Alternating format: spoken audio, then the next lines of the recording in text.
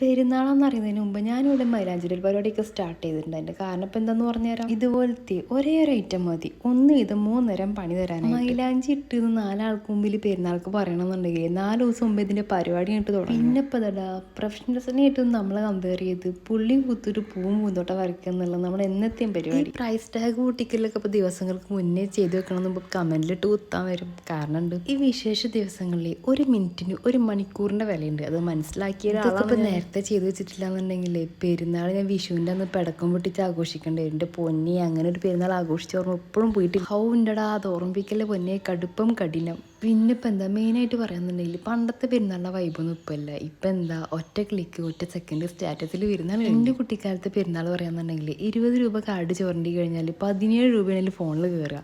ഈ 17 രൂപക്ക് ഓരോരുത്തർക്ക് മിനിറ്റിൽ വെച്ച് സംസാരിക്കുന്ന ഒരു സമയം. അന്നത്തെ പെരുന്നാൾക്ക് ഫേമസ് ആയി നിൽക്കുന്ന പടത്തിൻ്റെ പേരിൽ മോഡലിൽ നമുക്ക് ഡ്രസ്സ് ഇറങ്ങും. ഇത് കാണാനേ നമ്മൾ ഇമ്മാൻ്റെ വീട്ടിലെത്താൻ വേണ്ടി വെയിറ്റ് ചെയ്യും. സ്വപ്നക്കൂട്, അനാർക്കലി, മസാക്കലി അങ്ങനെ പല പല മോഡലായിരുന്നു. ഇപ്പം എന്താ എന്ത് പെരുന്നാൾ. അപ്പം നമ്മളെ പൊളയാൻ മറക്കണ്ട.